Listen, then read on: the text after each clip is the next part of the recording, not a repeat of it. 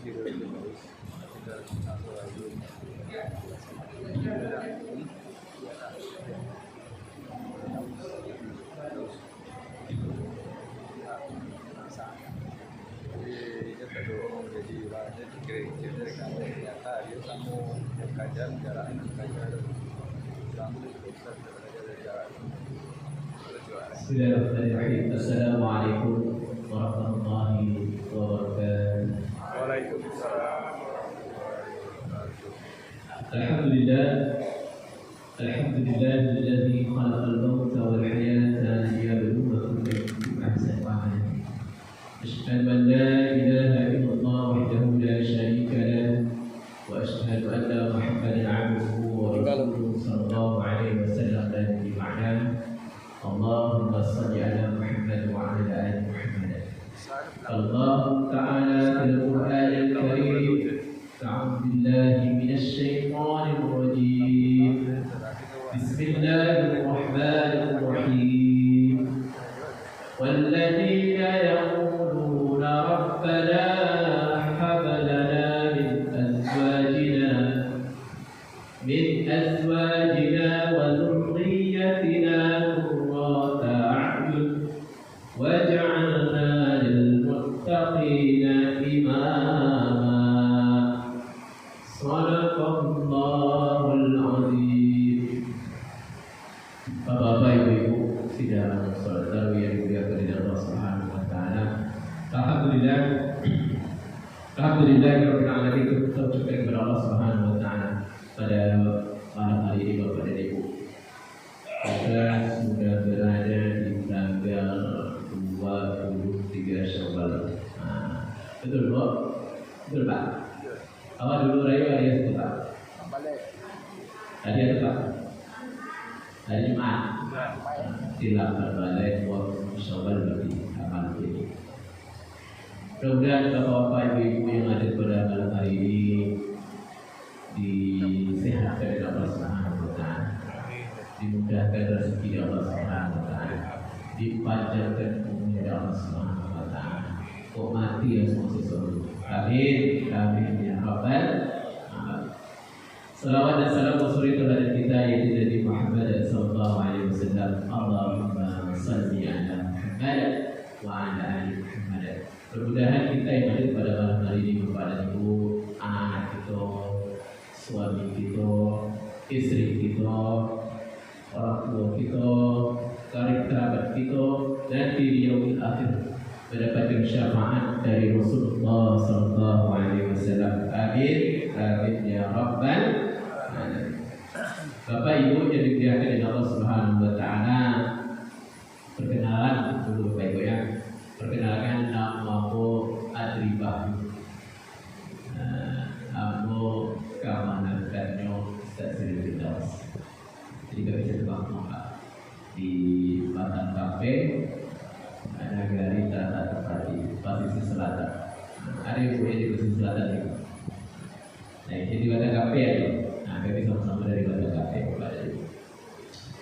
Aku ini tinggal di Andaleng, lumayan dulu, sekitar 3 kilo ke Siko.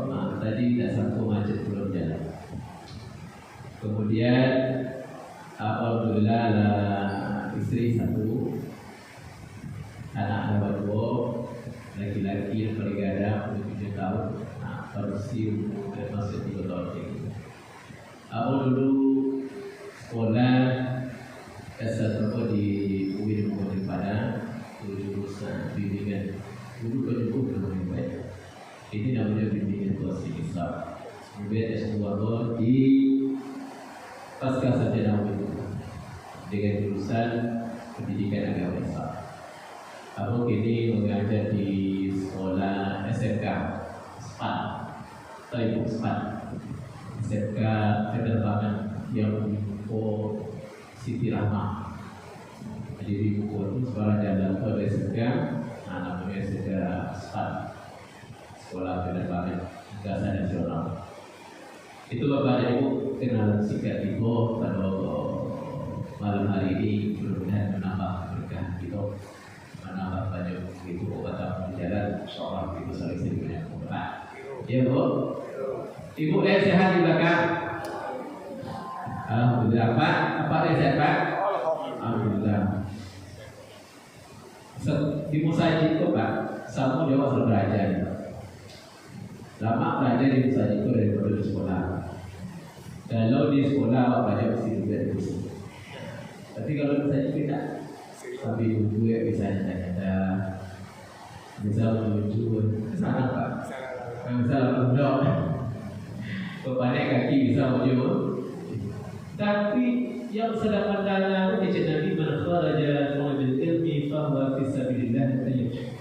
Kecil Nabi manusia yang tadi keluar dari rumah sampai ke Musaji itu beribadah. Setelahnya beribadah itu mendapat masjid. Menakharaja mobil. Barang siapa yang keluar untuk mencari ilmu, fahuwa fisabilillah, maka dia sedang berjuang di dalam Allah. Fisabilillah. Kau nyampak lah ada apa dan mati kau nyampak. Kau ibu ada dan nyampak mati kau itu mati langsung masih seru.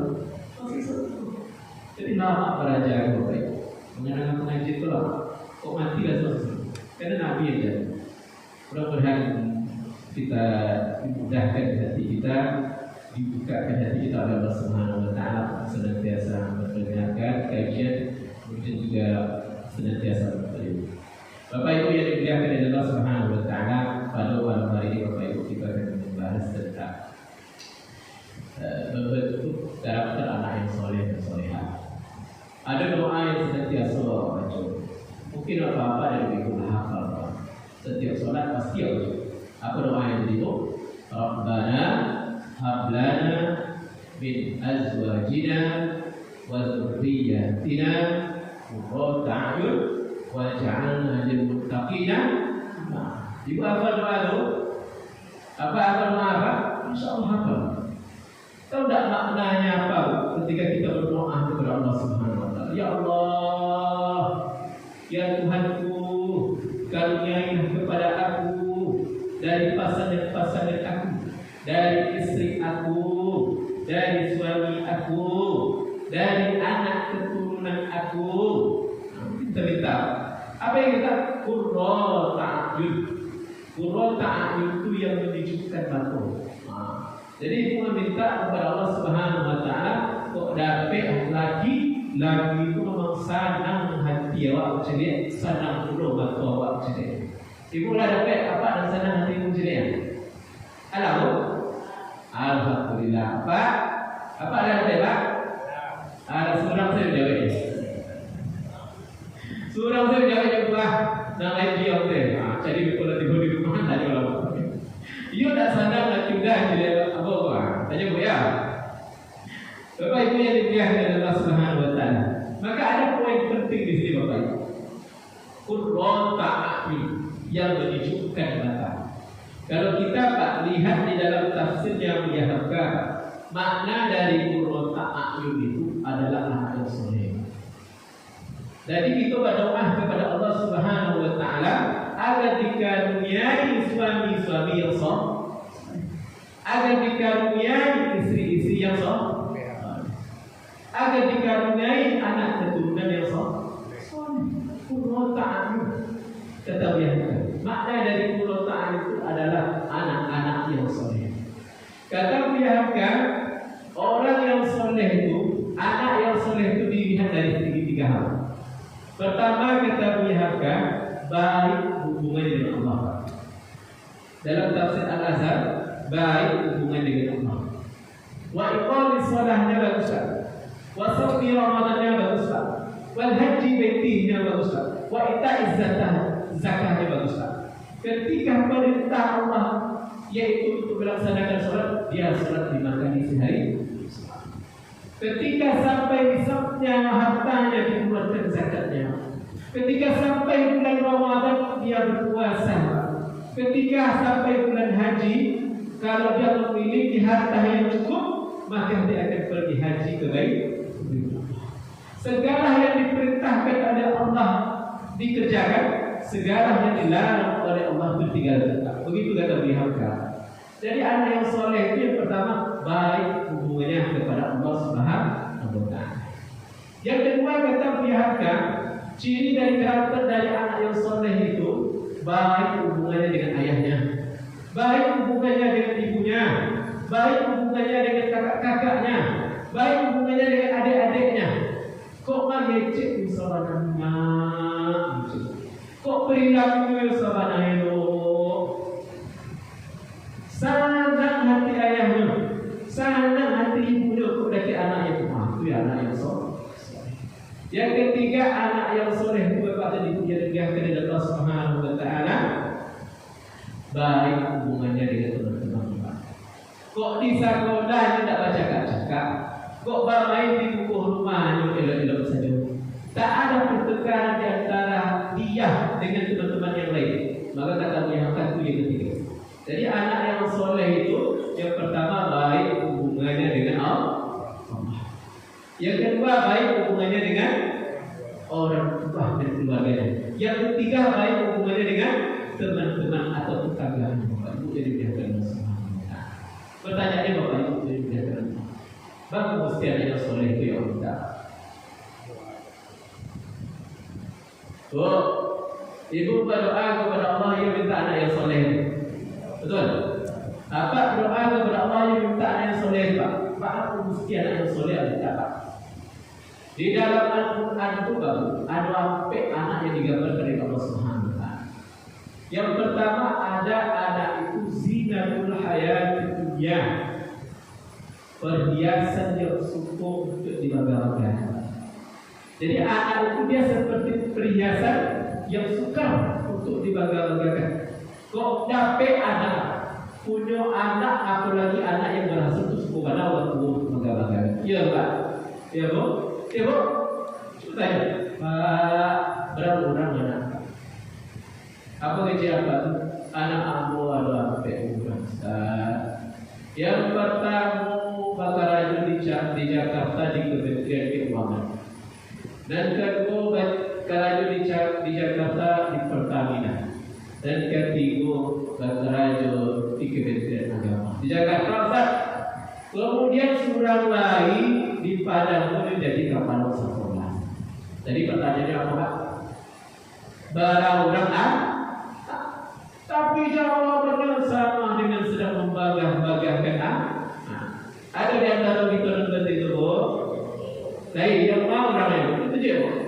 Ada yang gini kau Pak? Ada di antara kita yang suka membanggakan anak Pak? Zinatul hayatid dunya Pak. Allah yang diciptakan. Sehingga ketika seseorang suka membanggakan anak, muncullah penyakit hati yang namanya sok. Muncullah penyakit hati yang namanya takabur. Paling hebat dalam mendidik anak. Apa takabur itu? Takabur contoh saja. Adalah apa mecet. Udah ada buat ibu saya itu tidak terjadi tidak terjadi itu namanya takabur. Takabur itu temannya siapa? Temannya korun itu Bapak Ibu yang dimuliakan oleh Allah Subhanahu wa taala. Ketika korun itu dulu hidupnya miskin Pak. Baca data lebih lengkap. Miskin korun dulu Pak. Jadi korun itu dia meminta Nabi Musa agar didoakan kepada Allah Subhanahu wa taala agar dia menjadi kaya. Maka didoakan Nabi Musa. Diajar oleh Nabi Musa untuk menjual emas. Semakin hari emasnya semakin banyak, semakin hari semakin banyak, semakin hari semakin banyak. Ketika Nabi Musa diperintahkan oleh Allah untuk menasihati korun, untuk mengeluarkan hak orang lain kepada Allah Subhanahu wa taala, apa kata korun? Ya Musa, harta yang aku miliki ini ya Musa, itu bukan karena Allah. Itu adalah karena kehebatan Tuhan Musa. Karena kesombongan itu Pak. Karena takabur itu apa yang terjadi kepada korun? Dia ditenggelamkan ke dalam bumi oleh Allah Subhanahu wa taala. Jadi Bapak Ibu jangan sampai takabur gitu Bapak Ibu. Apalagi kalau kita memiliki anak yang hebat-hebat, kemudian mencari kurang, kemudian juga merendah-rendah dan kurang Pak. Untuk anak satu alam hasil, bahwa suku mana membanggakan, kemudian merendahkan orang lain. Itu zinatul hayatid dunya. Yang kedua, ada anak itu fitnah.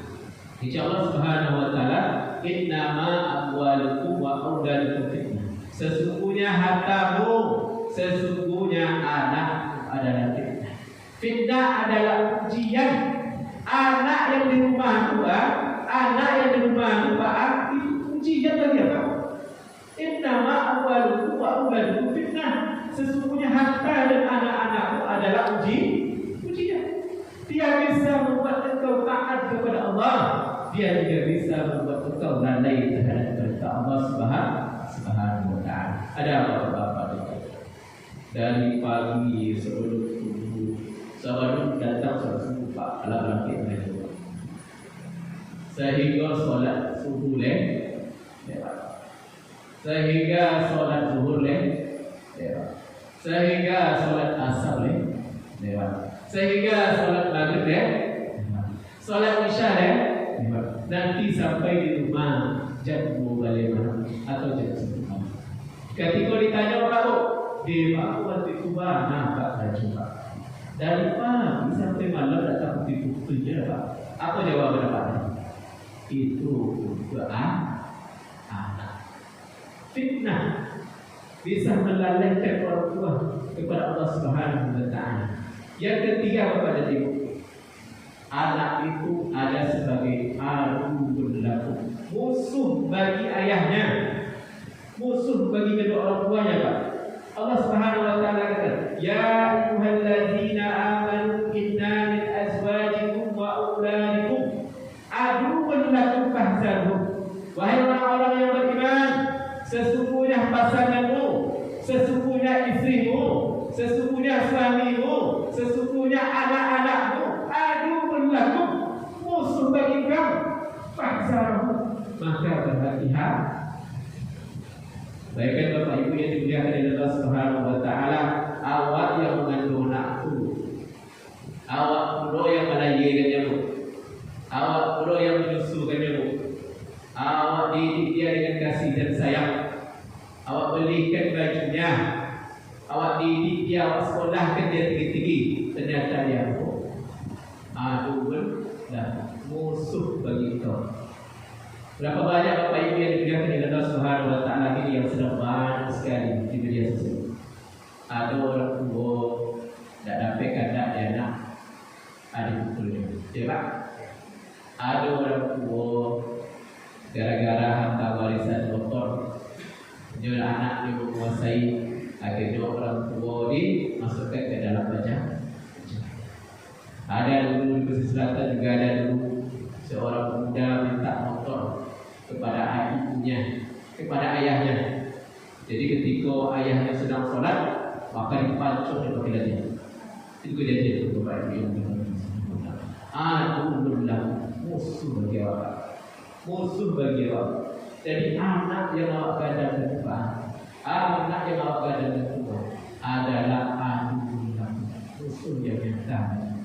Maka dicoba fahzarhum, maka berhati-hatilah awak terhadap anak-anak awakmu, dan hanya pergikan saja anak berkeliaran di malam hari, jangan, tapi didiklah dia dengan cara.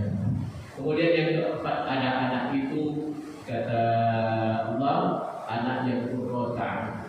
Jadi ada anak itu qurrata ayun, ada anak itu zinatun, ada anak itu fitnah, ada anak itu aduun lakum, musuh bagi kita orang tuanya.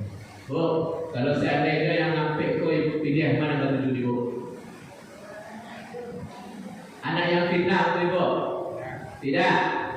Anak yang aduun lakum, musuh bagi kedua orang tua? Tidak. Anak zinatul hayatid dunya, perhiasan yang suka untuk dibangga-banggakan?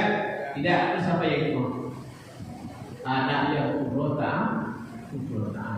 anak yang soleh dan anak yang soleh. Baru mesti itu minta Bapak dan Ibu yang dimuliakan Allah Subhanahu wa taala. Karena kita ingin mendapatkan kehidupan kita. Karena kita ingin mendapatkan manfaat dari anak tadi.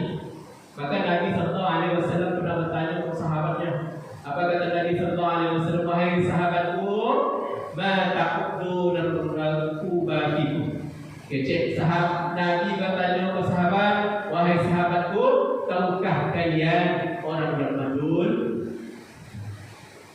Nabi bertanya ke sahabat, tahukah kalian siapa orang yang mandul itu wahai sahabatku?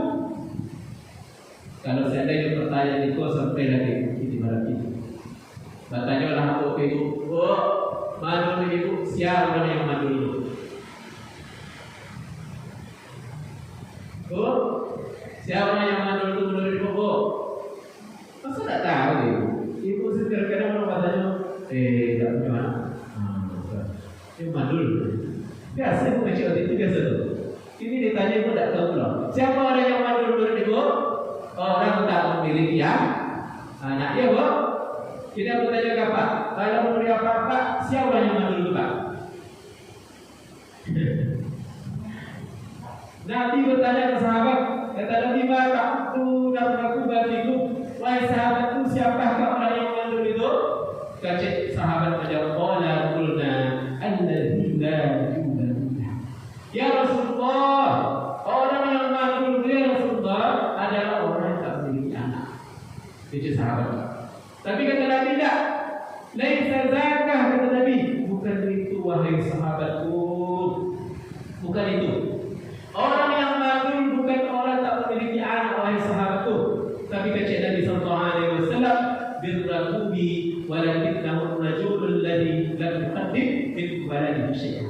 Kata Nabi, orang yang mandul itu bukan orang tak memiliki anak, tetapi mereka yang mandul itu mereka memiliki banyak anak. Memiliki anak 2, 4, 6, 8, 10, 15. Tetapi anak tersebut tak bisa memberikan manfaat kepada orang tuanya setelah dia meninggalkan dunia ini. Itulah orang yang betul-betul mandul. Jadi sangka orang yang mandul itu orang tak memiliki anak. Mungkin kecil ilmu kesehatan baru tak dua ibu sudah punya anak. Mandul. Kecil orang ilmu kesehatan, kecil Nabi tak. Kecil Nabi bukan orang yang mandul itu bukan orang tak memiliki anak.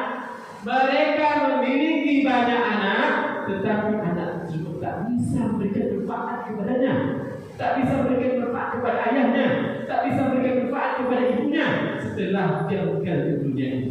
Itulah orang yang betul mandul.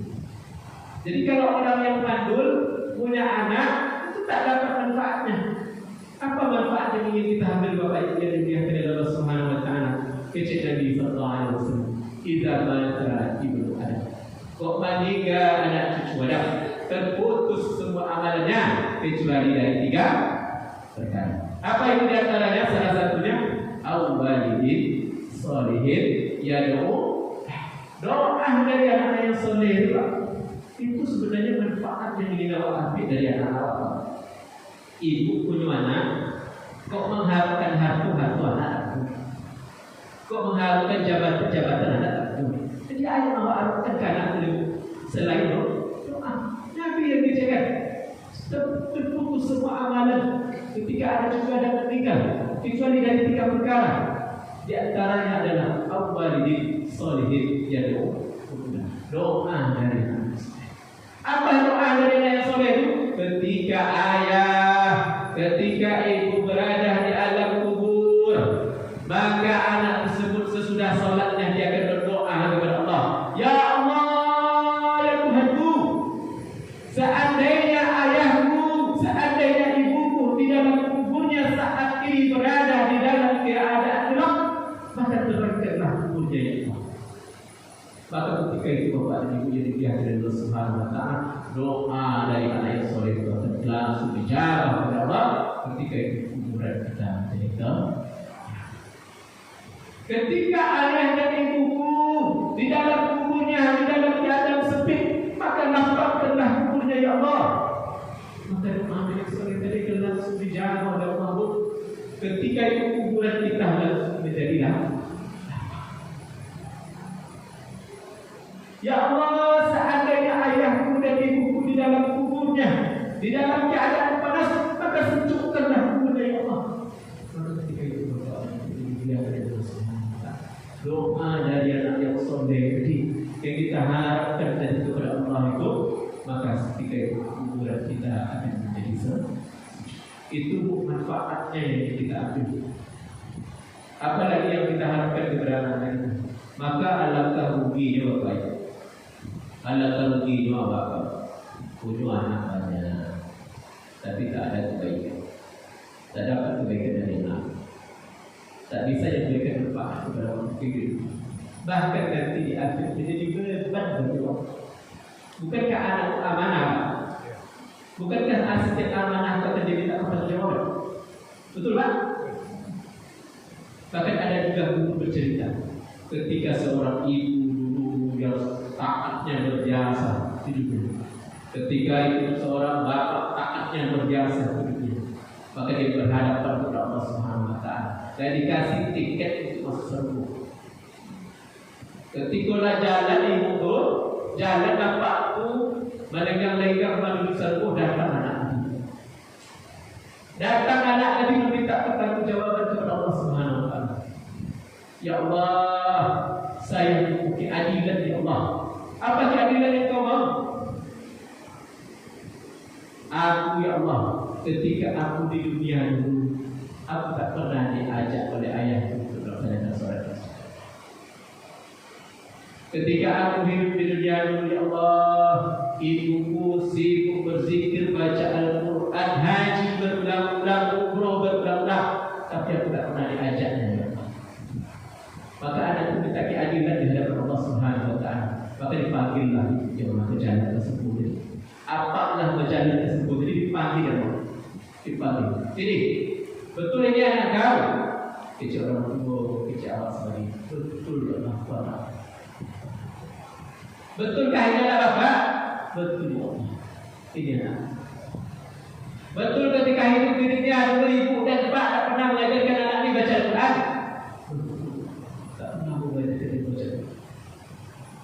Betul anak ini ketika dia hidup di dunia dulu tak pernah ibu ajak dia melaksanakan salat.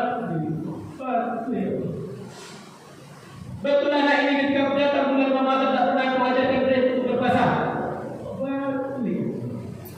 Ketika dia tak bertanggungjawab di hadapan Allah Subhanahu Wa Taala, karena orang tuanya tak pernah mengajak, karena ibunya tak pernah mengajak anak untuk kebaikan, untuk melaksanakan ibadah kepada Allah Subhanahu Wa Taala. Karena anak adalah amanah. Amanah mesti diminta pertanggungjawaban. Akhirnya anak, ayah dan ibu sama-sama masuk neraka. Tak payah tu, ya bu. Jadi dalam alamat itu anak apa? Anak adalah amanah yang mesti diminta pertanggungjawaban. Jangankan kebaikan bisa diberikan, nanti di akhirat menjadi beban bagi kita segala. Maka anak itu perlu dididik. Anak awak tumbuh yang perlu dididik. Anak awak tepat yang perlu diajarkan. Dia perlu diberi pengajaran yang baik. Siapakah yang bertanggung jawab terhadap pengajaran anaknya? Guru di sekolah? Tidak. Pengurus musajid? Pengurus musajid bertanggung jawab terhadap anak yang awak itu? Tidak. Siapa? Kecil Nabi Sallallahu Alaihi Wasallam. Kullu mauludin yuladu ala fitrah. Setiap anak itu dilahirkan dalam keadaan fitrah. Fa'abah, maka kedua orang tuanya lah yang mengarahkannya. Yuhau bidanihi, orang tuanya menjadikan dia Yahudi. Yunasiranihi, orang tuanya yang menjadikan dia Nasrani. Yumajisanihi, orang tuanya menjadikan dia Majusi. Bukankah pepatah awak di Minangkabau mengejar? Buah tak kerja, itu jauh dari batang. Anak adalah gambaran cerminan orang tua. Kalau ibunya membentuk anak yang soleh tergantung dari itu. Karena fitrah mana fitrah itu Bapak Ibu, anak itu sudah diberi potensi untuk menjadi baik dan sudah diberi potensi untuk menjadi buruk. Jadi tergantung kita sebagai ayah, kita sebagai ibu mau diarahkan ke mana. Apakah diarahkan kepada kebaikan ataukah kepada keburukan? Jadi tergantung kita Bapak dan Ibu yang dikasihi Allah Subhanahu Wa Taala. Ibu-ibu jadwal anak-anak ke sekolah hari ini, Bapak jadwal anak-anak ke guru ini Pak. Guru tak memiliki kekuatan dari kita. Guru tak memiliki power ini Bu. Saya terbayang waktu ibu belajar waktu menghapus kendali kayu, kok mau tawa di belakang aku langsung dilempar. Kok tiba di kapalo bapak, kok tiba di kaki benar. Saya pernah ikut itu. Saya pernah ikut Pak. Apakah guru dimasukkan ke penjara? Tidak. Apakah Pak ketika itu melapor ke ayah di rumah? Tidak berani, tidak berani. Tidak berani, Pak. Kok kan ibu berak di guru di sekolah tidak berani? Kok kan berak di rumah ngaji, Pak di tapet guru ngaji? Tidak berani berak melapor ke ayah. Tidak berani itu melapor ke ibu di rumah. Sadar mengaji dulu guru itu Pak. Guru ngaji itu dia perokok. Perokok asbab dari gue Pak. Dari gue buat gue buat adik-adik itu jadi asbab. Itu kok mota Pak. Coba lah mota ketika guru sedang ajar lagi. Udah tanpa mota. Ibu dikali membangka. Apakah orang tua kita marah dulu? Berak dulu. Karena dia itu tabah dulu. Wah itu begini. Saya ini anak jadi.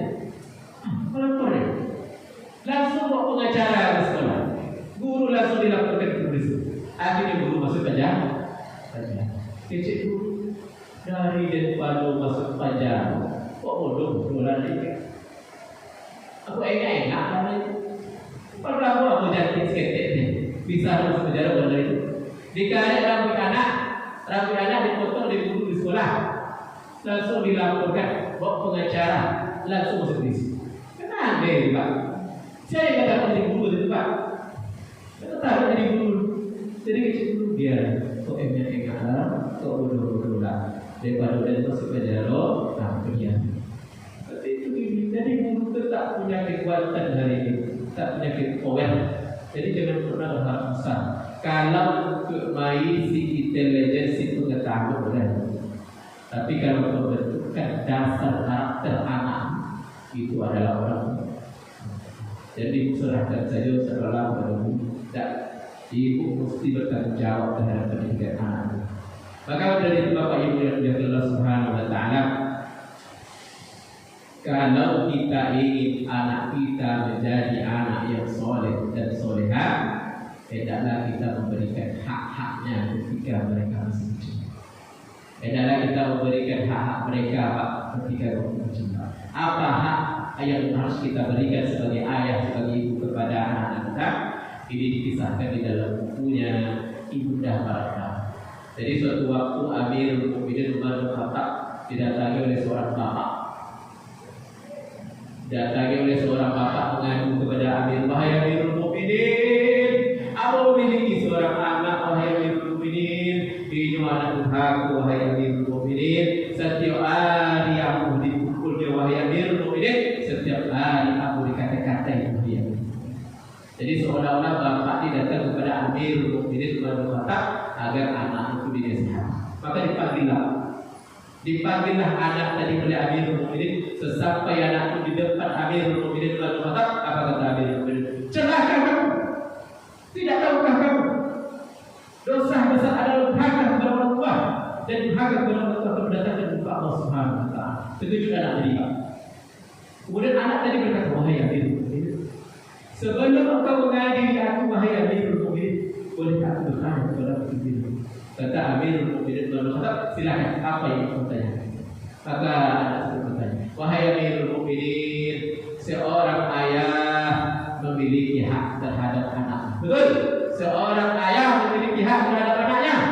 Bukankah seorang anak juga memiliki hak terhadap ayahnya, wahai Amirul Mukminin? Kata Umar bin Khattab, betul. Ada hak seorang anak terhadap ayahnya. Apa kiranya, wahai Amirul Mukminin, hak dari seorang anak terhadap ayahnya, wahai Amirul Mukminin? Apa kata Umar? Yang pertama, hak seorang anak terhadap ayahnya, dia mesti mencarikan ibu yang baik untuk anak. Nah, ini Pak, ibu kok mencari menantu, besok carikan manusia yang elok-elok untuk awak anak awaknya jantan. Karena juga Umar tetap carikan perempuan yang baik untuk anak-anak. Yang kedua, kata Amirul Mukminin, hak seorang anak terhadap ayahnya, dia mesti kasih anaknya dengan nama-nama yang baik. Ya, Pak. Apa tadi yang kamu ngomong? Dia mesti mencarikan ibu yang baik untuk anak-anak. Yang kedua, dia mesti mengasihi anaknya dengan nama yang baik. Yang kedua, Bu, dia mesti mengasihi anaknya dengan nama yang baik. Yang ketiga, kita ambil ini, dia mesti mengajarkan anaknya membaca dan menghafal. Begitu dalam hadis.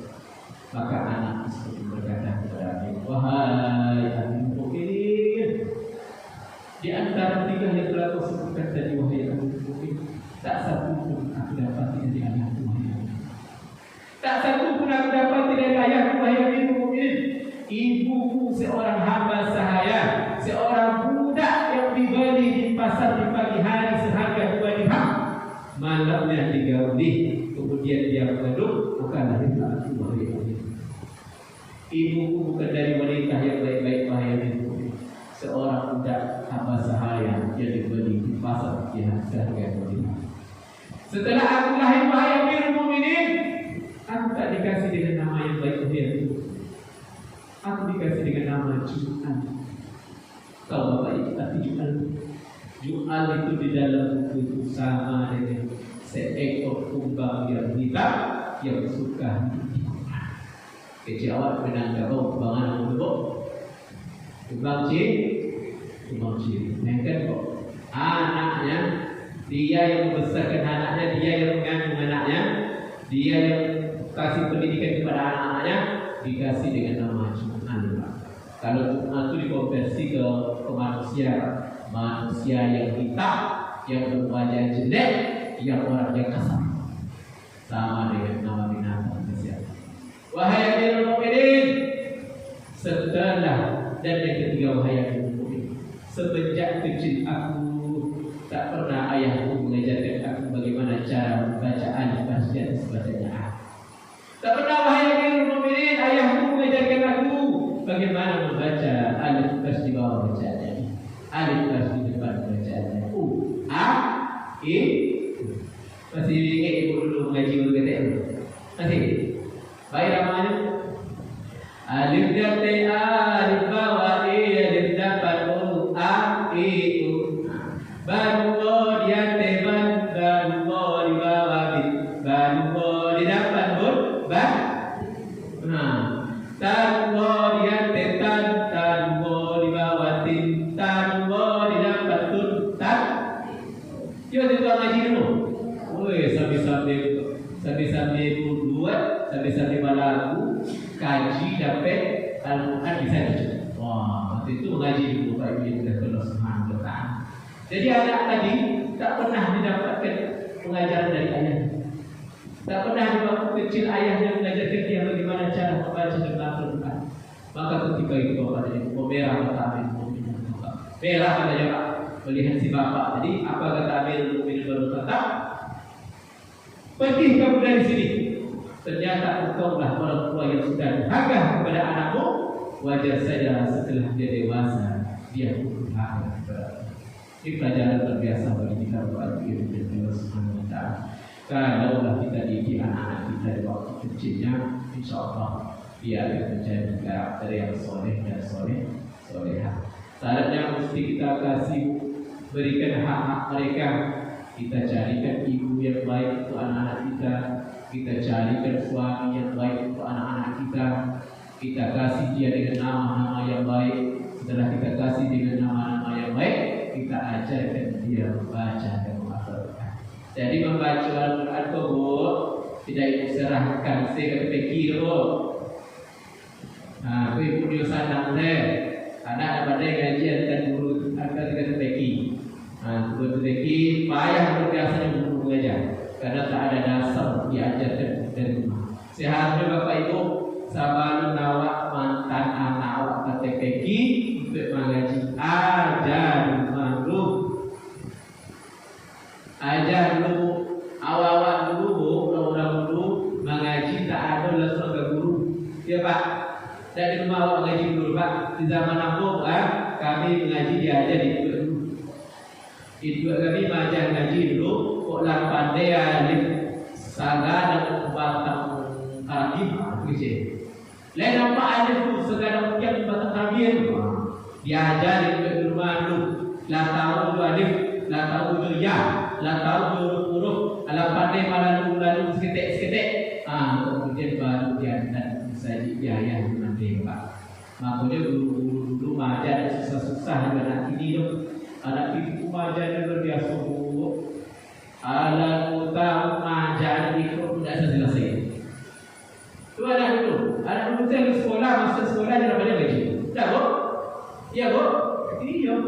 Kenapa? Karena diajari oleh ayah dan ibunya di rumah berbeda. Maka dari itu Bapak Ibu yang diakhiri oleh Allah Subhanahu Wa Taala, kalau kita ingin mendapatkan kebaikan dari anak-anak kita, manfaat dari anak-anak kita, kalau apa-apa dan buku dakwah anak dari cucu-cucu lagi, ingin mendapat manfaat dari cucu-cucu mesti dia dididik dengan cara yang benar. Berikan hak mereka, carikan ibu yang baik, kasih dia dengan nama yang baik, ajarkan dia membaca Al-Quran dan juga mentadabbur. Insyaallah Bapak Ibu yang dimuliakan Allah Subhanahu Wa Taala, kita akan mendapatkan manfaat setelah kita meninggalkan dunia ini. Yaitu kita berharap kepada Allah Subhanahu Wa Taala, mudah-mudahan anak-anak jamaah yang suara Bapak Ibu menjadi anak yang soleh dan soleha. Amin, amin ya rabbal alamin. Jadi kita tutup dengan doa kafaratul majlis. Subhanallah wa bihamdika asyhadu an la ilaha illa anta astaghfiruka wa atubu ilaik. Assalamualaikum warahmatullahi wabarakatuh.